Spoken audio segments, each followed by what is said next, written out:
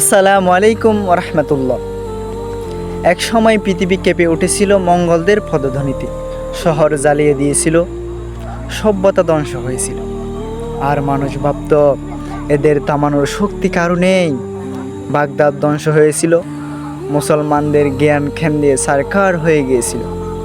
কিন্তু আল্লাহ তো কোনো ইতিহাস লিখে পেলেনি, কারণ শক্তি শুধু তরবারিতে নয়, শক্তি থাকে ইমানের ভেতরে।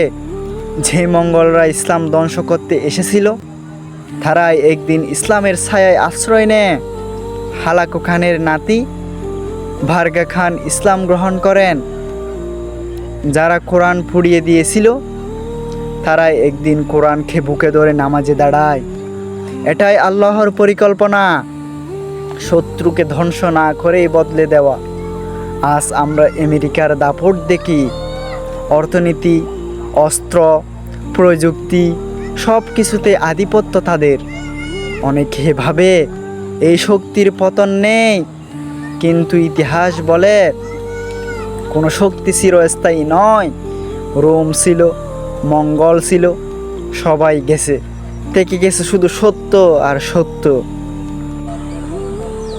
ইসলাম কখনো তরবারে জোরে যেতে না, যেতে ধৈর্য, ন্যায়, বিচার আর চরিত্রের মাধ্যমে।